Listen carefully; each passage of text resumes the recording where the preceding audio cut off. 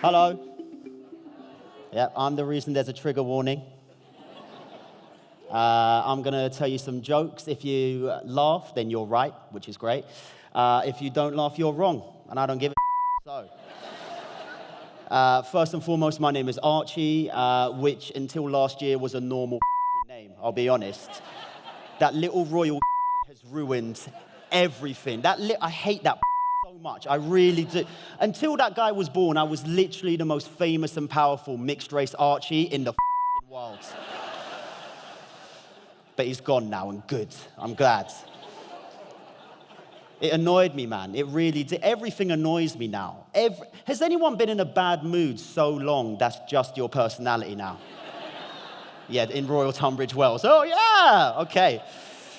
That's who I am. I'm the annoyed person. I'm the guy that says the wrong thing purely for their own entertainment. That's who I am. I can give you an example, right? Recently, me and my friend, we were talking about holidays, and she goes, oh, Israel, fantastic place to go on holiday. And no hesitation, I went, not if you're from Palestine. And I know that's the wrong thing to say at a bar mitzvah, but I went for it. And a weird thing happened just then. Did you see that? A couple of you went, yeah, everyone's going to like that. Okay, no, just me, fine. I'm not going to do it. No, you keep trying, clapper guy or girl, whoever that was, person. That's the word I should have gone for.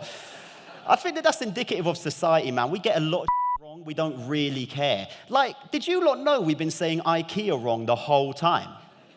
Did you know that? It's IKEA. Did you know that? Welcome to the jungle, you lot.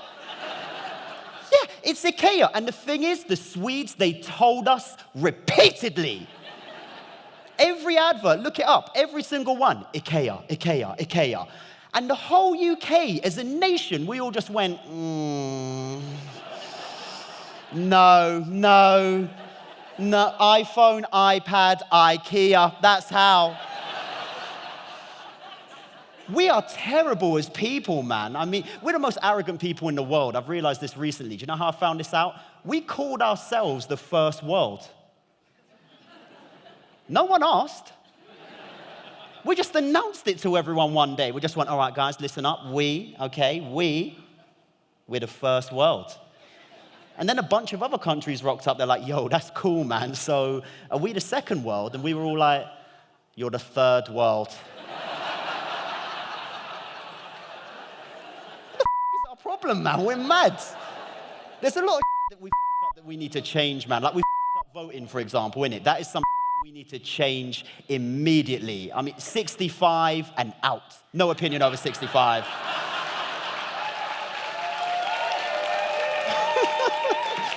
I'm surprised it got that reaction in this room, I've got to be honest. But it's true, if they're not around by the time changes, they don't get a voice. That's what I think. And the thing is, us in this room under 65 and the others that are older, don't tell them, we don't need to tell them we're changing.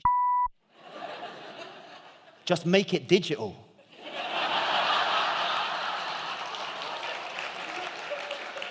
The problem solves itself, innit? Oh, could you help me with my electronic mail, young man? Did you help me stay in the EU, Enid? No.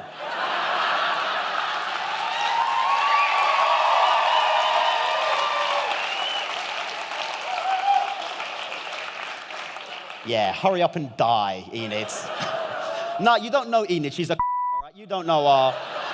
Look, I'm not even sorry. I don't like old people. I'm sure some of you are lovely. I know about the war. I can buy my own Werther's Originals. I don't need them around. And I can already feel some of the hatred of some of you going, don't you talk about my nanny Pat like that, all right? My nanny Pat, she's a bloody angel, mate. Look, every nanny Pat is a old fam. Everyone. This is the point where I knew it was going to turn, and I love it. This is what I wanted. I wish that I liked old people, but they've been ruined for me by one guy. This is how deep it is. One man has ruined all old people. He's a grandfather, this man. And he's my grandfather. He's ruined all old people, right? He is a 97-year-old man from Trinidad called Neville, all right? A couple of you laughing at the name Neville, and you're correct to laugh because it means someone looked at a baby one time and went, that's a Neville. I understand. He is insane on purpose, and fundamentally, Royal Tunbridge Wells, he just won't die. No matter what happens, he rings me up to tell me he's still alive. Who the f*** does that? Once a year. Archie, I still hear, like for no reason. And who have you met that does this? Most people, when they laugh, they have a gap in their laugh, innit? You guys have done it just now. You go, Neville don't have no gap. He don't never go, ah.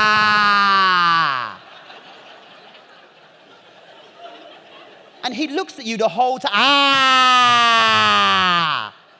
He's like a rusty fan, this guy.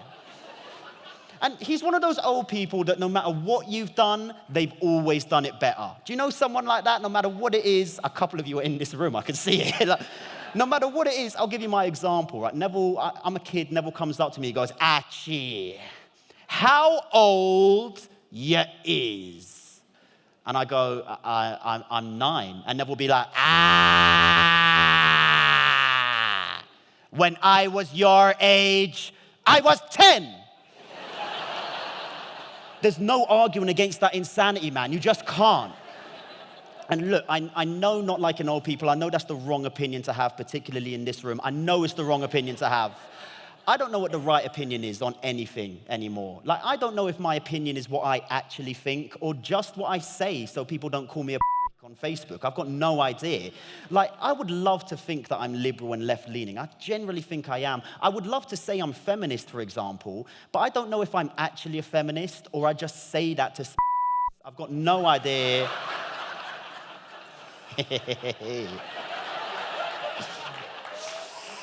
A couple of you were upset by that. I'll explain why you're wrong. What I've done is I've used intentionally misogynistic language to propagate my own misunderstanding around the complicated prism of feminist ideology. That's what I've done. Yeah. Then I just mansplained the joke as well. I was expecting a very different reaction from you lot. So at this point, my lecture kind of goes out the window because I thought this was going to be silence. But I'm still... No, what I did notice, because I can see some of you lot, what I did notice earlier on was a little weird thing happening, right? What you just heard was what's called my club set. It's a collection of jokes put together to ensure that laughter is going to come as quickly as possible. It's tried and tested. It works in every club across the country, except for in Essex, because they're But apart from that... it really works, right? One person from Essex over here, everyone hates you, mate, shut up. They are designed to work, those jokes. And what I noticed happen amongst some of you in the audience, not all, but some of you, I noticed little furtive glances to each other, just like that, checking whether it was okay to laugh. And some of you were just plain old offended. That wasn't a pun on old joke, by the way. That was just, some of you were just offended, okay? And that's good. I want some people to be offended, right? Comedy is this weird thing that it needs a very certain specific set of circumstances in order for it to exist properly. You can't put it on just anywhere. You need to have everything in a certain way in order for that thing to live. It's a part of the weird mechanics of this thing called comedy. And the way that comedy works is it's all to do with the art of surprise. How laughter comes about is through your exclamation of surprise or joy at something having shocked you. Now, the way that a joke works is that you have a statement followed by another idea, which is then followed up by another idea which inverts the original premise, which then usually shocks you into laughter, or in my case, as in Aldershot a few weeks ago, gets you booed off stage. Anyway, we'll move on very quickly. That is how a joke works, right? And the whole idea of a comedy club is weird in and of itself because that means that you're a person going into a building expecting to be surprised, but the whole idea of being surprised is then negated because you want that surprise to come to you. So it doesn't really make sense. So in order for us to surprise, sometimes we must seek to offend. I mean, is offense bad? Really? I mean, there is a difference between something being offensive and someone being offended.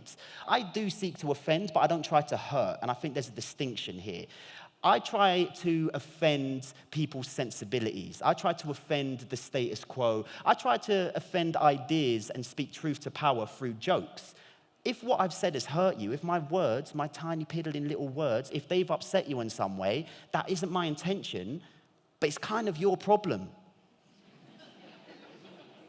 It is. I haven't tried to upset you. They are literally just words at the end of the day. They are not intended to hurt. My intention is just to mock the ludicrous reality that we live in, because where we live is insane. We live in a world where people cut down trees to make birdhouses out of wood.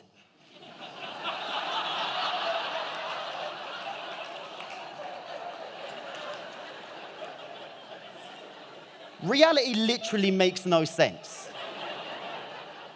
And the reality that we're living in now is odd, because we're living in a time where opinions have become currency.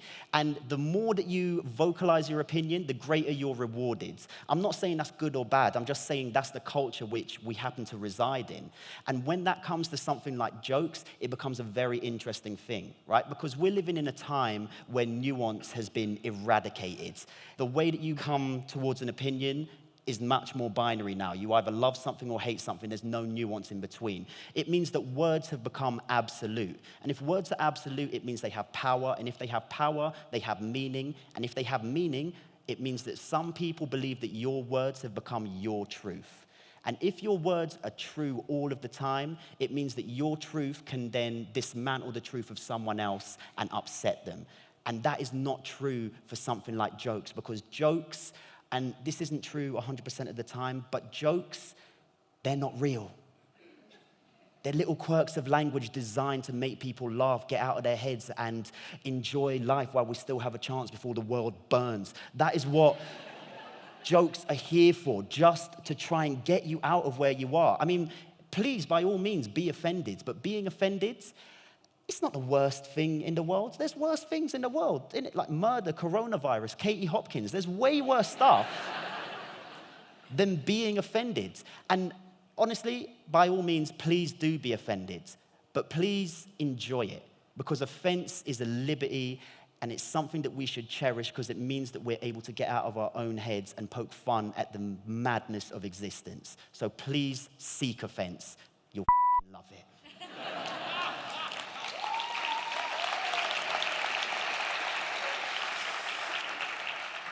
Now, I'm going to end on another joke because I have an ego and I need to leave on a laugh. So I'll tell you a very quick one, right? Me and my girlfriend, I have a girlfriend now. We're in a serious relationship. I know that because she told me. And I love the serious relationship, man. We're having big conversations. That was a weird laugh down here. We're having serious conversations, the likes of which I've never had. Like, we're having the kids' conversation at the moment, which is a lovely one, but I found a flaw because we're in a mixed relationship, right? I'm half Trinidadian, half Irish. My girl, half Greek, half Iranian. Yeah, that means that in the future, our kids could be arrested for everything. Knife crime, public drunkenness, economic instability, bomb making. That's just the Irish side. There's way more.